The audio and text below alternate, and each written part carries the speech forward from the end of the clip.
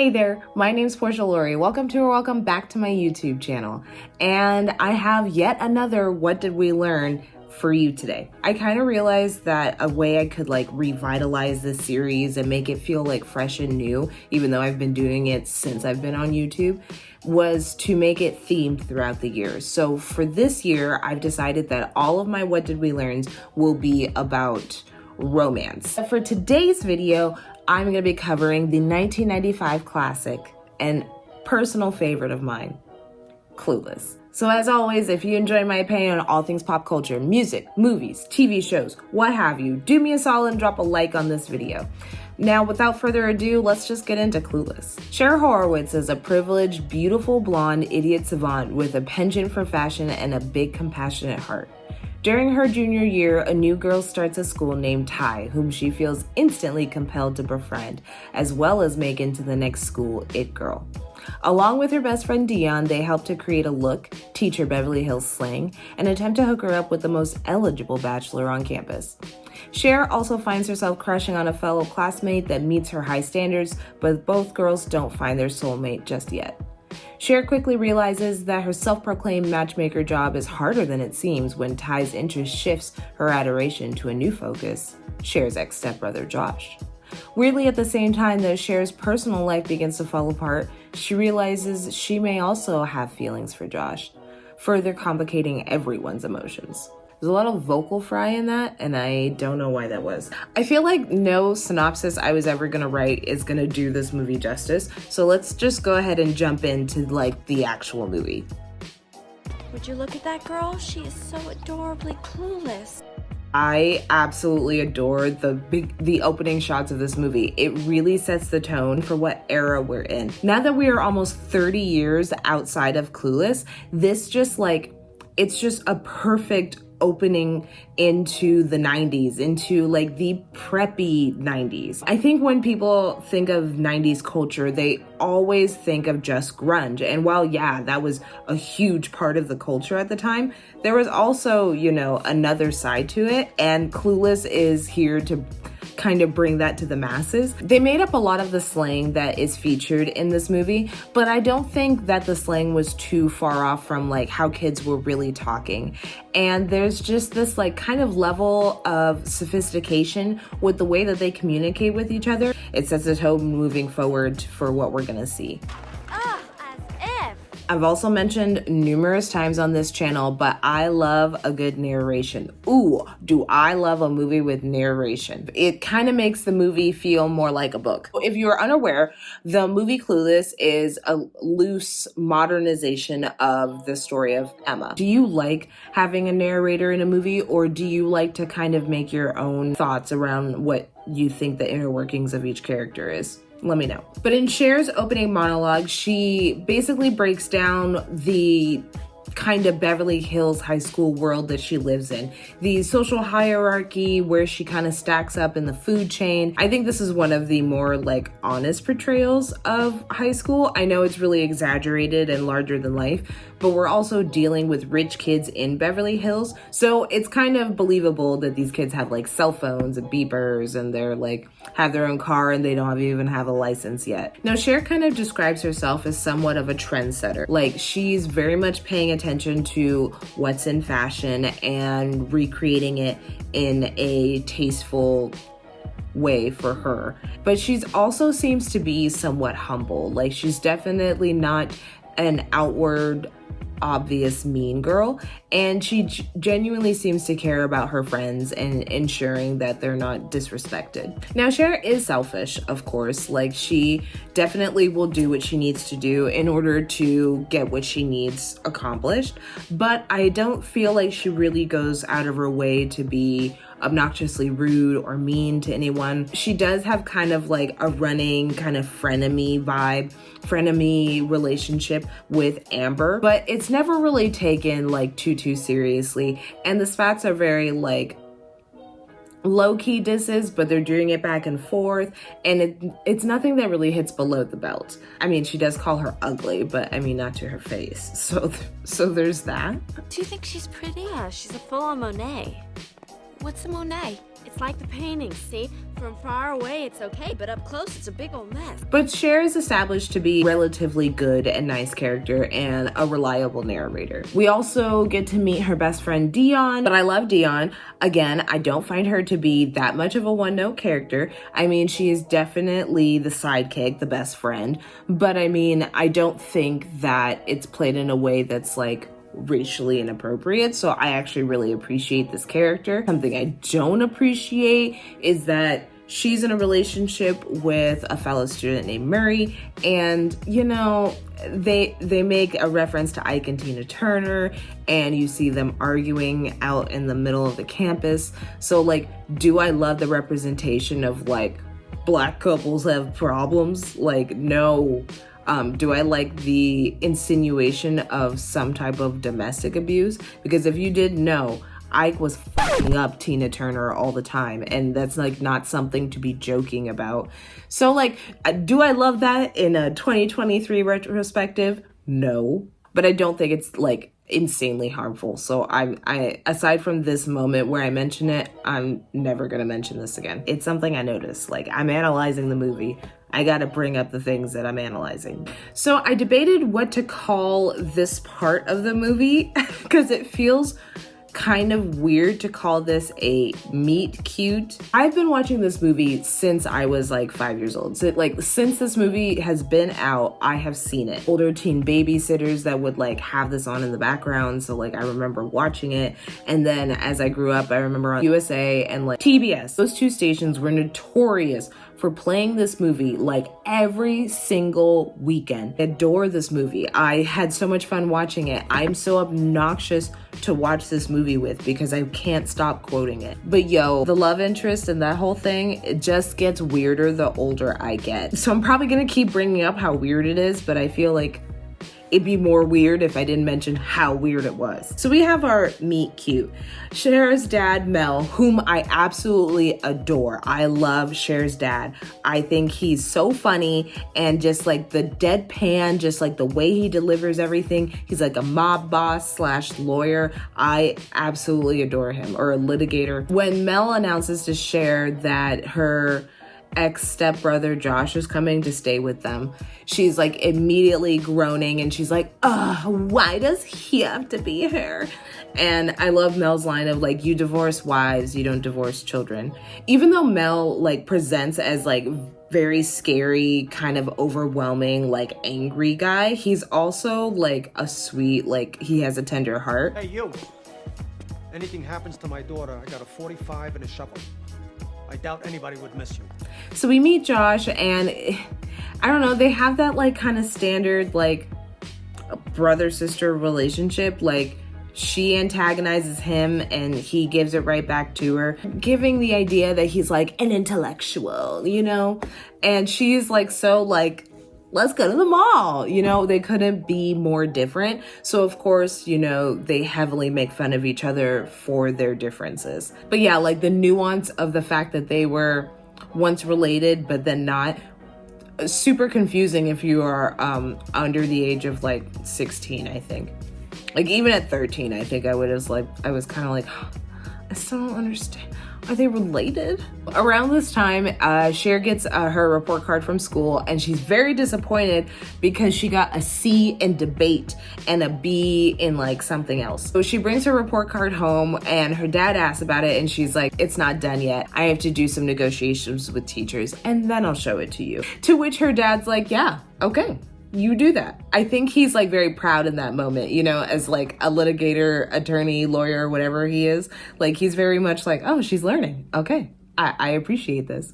So a big piece that came from the original novel, Emma, is the fact that she's like a matchmaker. And so the first time that we see Cher kind of enacting on this is with her two teachers. So with the help of Dionne, Cher basically does set up these two teachers. Is she doing it for selfish factors? Absolutely.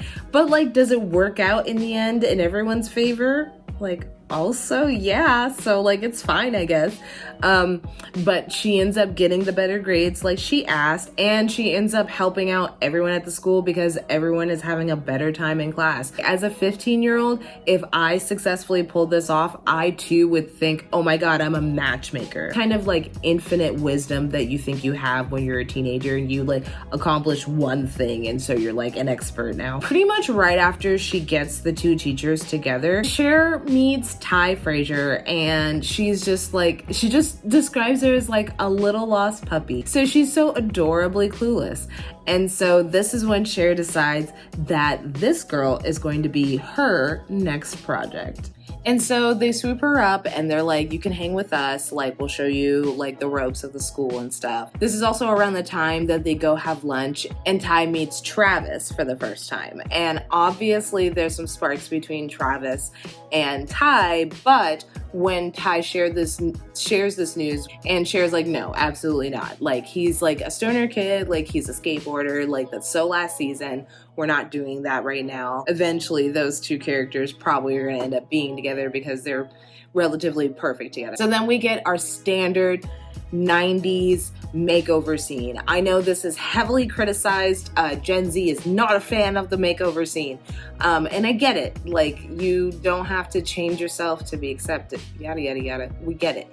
But I think it's really fun. I love this makeover scene. I don't feel like they're really trying to change who she is. They're just kind of trying to accentuate it and make it, you know, cool and fashionable for like what's cool and fashionable in Beverly Hills. I love Tai saying that one line. I don't want to do this anymore. On my buttons, they don't feel nothing like steel. It makes me crack up every single time. I enjoy it so much. We also get to see two of them interact with Josh as he's home again. He just kind of like appears, you know, from time to time throughout the movie. Just like the source material of the book, he also tells Cher that like he thinks she should stay out of other people's business and like stop changing people to be like, you know, she's not like a little Barbie doll that you can mold, and Cher's basically like, why not though? I do love all the interactions between Cher and Josh. I think that they bounce off of one another really well. It is totally understandable how later on you can see that there's a mild flirtation going on there, and they definitely have chemistry. This entire time, Cher's been trying to get tied together with Elton, the seemingly coolest guy at school. He kind of knows the 411 on what's going on everywhere. He's the social director of the crew. Like, he's considered a hot commodity. Cher and Dionne prep Tai to go to this party in the valley where she'll have a chance to kind of maybe have some one-on-one time with Elton, or at least show off to put her in his radar. Standard teen movie, you're required to have this scene, and it works so well. The suck and blow game is super funny. Tai getting knocked out with a stray clog that goes like shoots off of some girl's foot. Sherry, can you do this? Rolling with the homies. Rolling with the homies. Yeah, let's do it. You ready? Fun fact, I thought that was just a song for this movie. Didn't realize it's a real song in real life. So Cher is trying to get Tai alone with Elton in his car to take her home, because of course that would be a good opportunity for them to kind of, you know, turn up the flirtation and see if they could become a couple. And Elton isn't really having this. He wants to take Cher home. They live closer together, yada, yada, yada. Cher ends up riding with Elton. So while Elton is driving Cher home, Cher keeps bringing up Tai, and she just keeps trying to reiterate like, hey, you know, I think you'd be good with Tai. And Elton eventually breaks and he's like, why would I go with Tai? And insinuates that she's not on his class level, to which Cher says, ew, you're a snob and a half. And this is where Elton comes forward, because he thinks this entire time that Cher is the one that actually has the crush on him, and says, I have feelings for you, Cher. And Cher's like, ew, like that's not what I wanted. He gets super upset and tries to force himself on her as if that would make her change her mind. And it doesn't. And so she ends up getting out of the car and he speeds away. Cher ends up getting mugged in the middle of this parking lot and has to ruin her alaya. It's like a totally important designer. To which, after she gets mugged and all of her stuff is stolen, she goes to a payphone and Josh ends up taking her home. So Cher ends up telling Tai what happened, and Tai blames herself, of course, at first, but then, you know, they go on a lunch date and they do a little bit of boy bashing and they're all able to kind of move forward. This is also where it's established that Tai is the only one in the friend group to have gotten some exercise underneath the sheets. There's definitely better euphemisms out there. And so there's this whole conversation about how Cher's not ready and how high school boys don't do it for her, and she's waiting for Jason Priestley.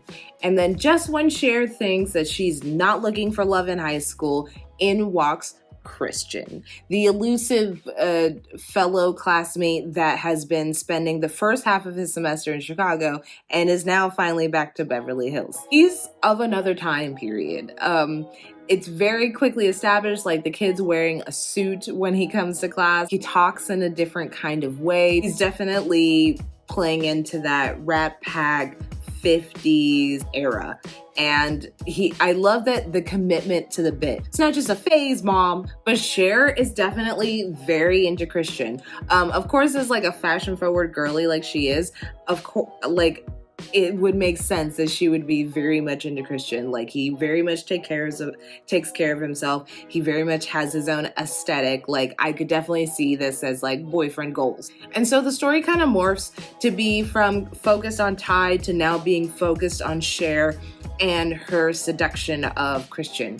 So she starts to go through all of her kind of like love rules and like things she does to attract attention. And it's dated, but it's fun. I feel like it's very lighthearted, really relatable. Now, for the audience side, we are supposed to see Christian in kind of a different light. There's these clues leading up to the reveal that show that Christian may not be batting for the team that Cher is on. It's alluded to based on a lot of cliches and some actual like body language and actually things that the character is doing. But it's insinuated that Christian is gay. I do think it's important to note too that the character Christian never comes out and says it. It's just merely implied. And I don't know if that has to do with the fact that this movie came out in 95 and so like outwardly gay queer characters were not a thing yet, but I can't say that I'm a fan of how it's revealed to the audience. I do like the noticing from the audience standpoint in certain areas, but then some of it's just really on the surface cliche stuff, like the way he was dancing, the way he was dressing, as if that alone indicates your sexual orientation. Like I mentioned with Dionne and Murray, like I don't totally love the portrayal of this character. I do think his sexual orientation is kind of played for laughs. However, I don't think it's that horrible. It doesn't ruin the experience of watching the movie for me. But that's my opinion. Let me know down in the comments, like, what do you guys think? Is it really off-putting, or can it be just down to like the era that it came out in, and this is just the culture around this specific situation? So Cher ends up inviting Christian over to her house for kind of a date night thing, and things don't go as planned. She more or less throws herself at him and he opts to leave, which is when she's informed the next day through Murray that Christian is gay, and that is and things were never going to work out with him in that way. So Christian and her quickly become really good friends and one of her best shopping buddies. Now, while they are out shopping at the mall one day, they see Tai and she's hanging out with these, I think Cher calls them losers or posers or something. She's not a fan of the guys that Tai is with. But then like these guys tip her over because she's like making these jokes like, if I like tipped over, would you guys like try to catch me? If I fall, like would you catch me? And so they tip her over. And it's supposed to be a joke, and they're just tipping her over. She's yelling, screaming, slapping them. She's like, get me off of this thing. Eventually, Christian comes up, and he saves her. He pulls her down. So Tai almost falls to her death at the mall, and word quickly spreads around school the following week, making Tai the coolest girl on campus by far. And now everyone wants to hear about Tai's brush with death at the mall. This comes as kind of a price to Cher because because Cher is now ousted as resident main it girl of the school. She can't even seem to get a seat next to Tai at her usual table with her usual friends. They all kind of act like she doesn't exist and doesn't matter. She even tries to bring up the fact that she was mugged and nobody wants to hear about it. Cher's fallen out of the spotlight and she doesn't quite know how to handle it. This is the great scene where we see her take her driving test, the oops, should I leave a note part, and she's just not all really present, you know, in her life. Things are not going well. So after she fails her driving test, she goes back home and she finds Tai playing hacky sack with Josh out in her backyard. Tai goes inside and talks to Cher, tells Cher, you know, I think I'm finally over it. I'm finally over things with Elton and I wanted you to be here when I burned all of his stuff. So she burns a bunch of this stuff in this like keepsake shoebox that she was keeping, and she finally reveals at the end that she has set her sights on someone new and far more sophisticated and worth her time. Josh. Cher's just like not on board with like helping Tai with this new mission. She just immediately is like, I don't think you two mesh well. And Tai doesn't like this response. Why don't you think I'm capable of being with him? They get in a little bit of a spat. Tai tells her the infamous line, You're a virgin who can't drive.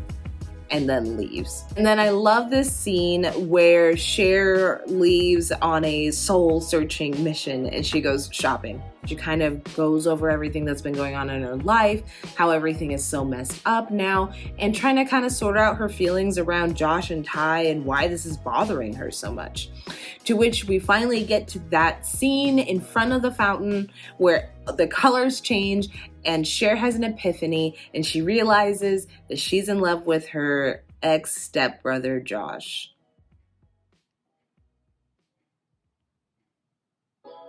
Isn't it crazy how this like beloved movie has this like very strange like coupling? Our main character has like realized that they can be quite selfish. She just had this huge epiphany essentially because she isn't cool at school and didn't pass her driving test. Whatever. It's high school. Little things can spark huge changes, so that makes sense. Like a couple of days later, Cher ends up volunteering for the Pismo Beach Disaster Fund, and she helps to organize this huge fundraiser, like just trying to right wrongs and like be better. Eventually, Travis invites her to his first sober skating competition. Apparently, somewhere after the whole shoe incident at the party, I didn't mention this, but he totally spilled beer or something on her shoes.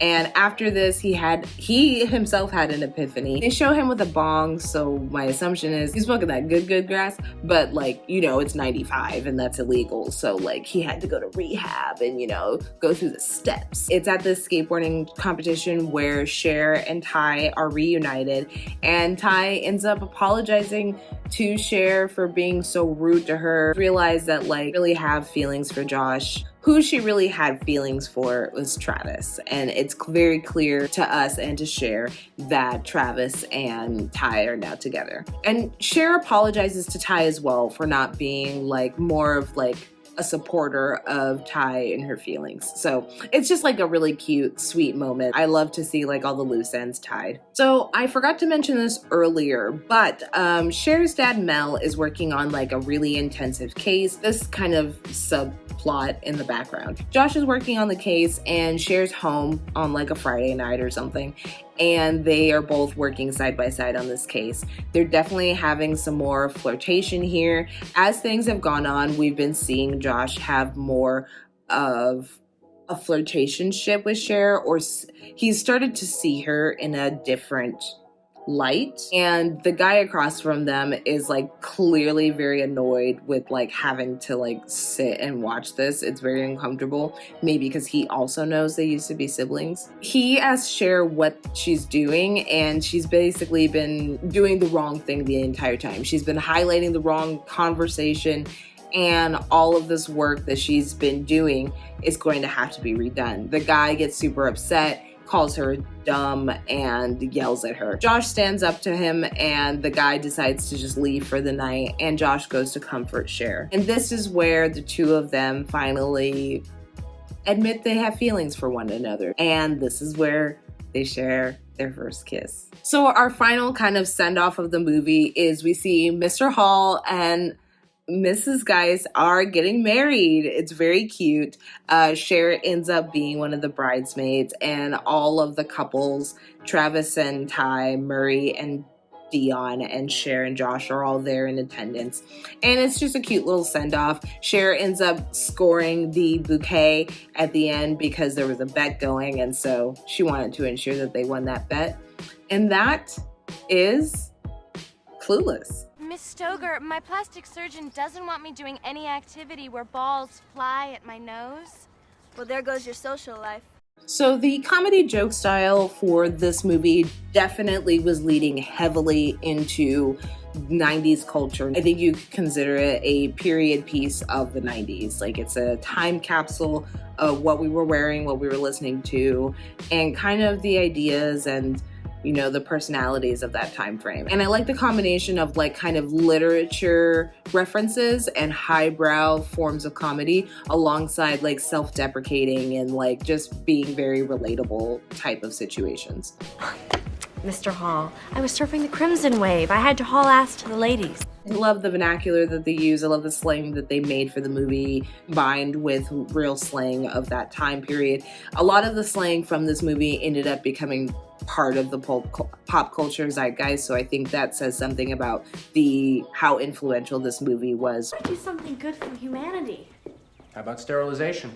The romance and chemistry style, a little weird, I'm not gonna lie, because they were ex-siblings. I know they don't share blood, so I'm probably making it bigger than it is. I'm sure by this point, if you've stuck around for the entire video, you might be a little annoyed with how much I keep playing into that. So now we get into the best part of the video, the reason you tuned in. What did we learn? First things first, I'm the realist. Sorry, you knew I had to make that joke. This is a Clueless video after all. Rich kids are always named after pop stars from previous decades, i.e. Cher, Dionne, Elton. Be yourself, but make sure that your clothes fit in. Don't ever drive on LA freeways. What do I do? And sometimes the guy that you share witty quips with might be your one true love, even if you were previously related.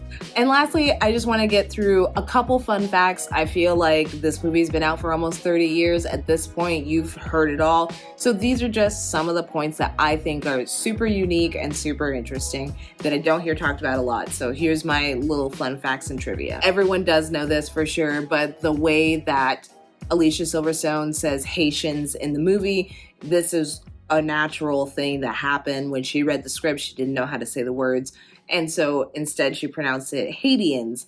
Everyone on set, and especially the director, Amy Heckerling, thought this was adorable and very sweet and innocent and decided to keep it in the movie. I didn't know this until I was looking it up on like IMDb or whatever, but apparently Paul Rudd was mugged during the making of this movie. This was the second movie set that he had been on at the time that he was acting in, but it was his first big screen debut.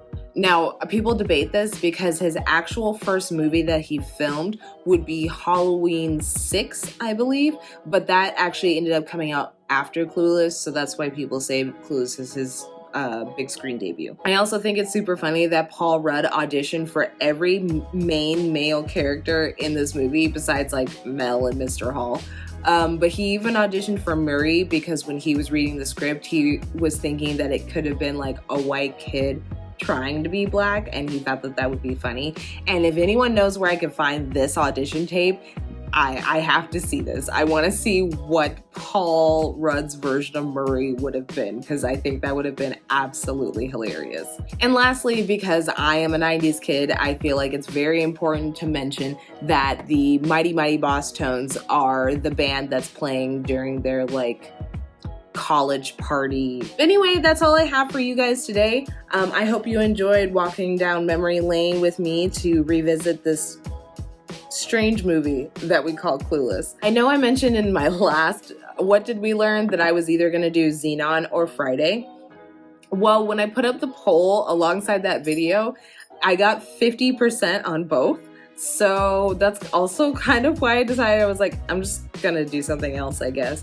But I am still planning to do those. I think I might not make them what did we learn, and I might just make them like a different kind of video, coming at it from a different point of view, but we'll see. I think this is a good point to do some channel updates. So like, here's some things that are on the roster for sure. I know I haven't gotten to it yet, and like the hype has definitely already died down, but whatever, I don't care. I will be doing another installment for the You series. I don't have a lot to say about the newest season, so I'm hoping I can just kind of like super speed through the outline process and I'll be able to get a video out to you and it won't be super long. I also stopped doing installments of Stranger Things. I realized Stranger Things came out last year and I didn't even spend a second thinking about doing a video for it. So let me know if you guys want me to do a Stranger Things thing. We'll have more installments of Gossip Girl. I'm gonna finish up Spinning Out, and I think that's all I really have that I'm like ready to talk about. But I had a lot of fun talking about Clueless. I can't wait to talk about our next romance movie, and until then, I'll catch you guys later. Bye.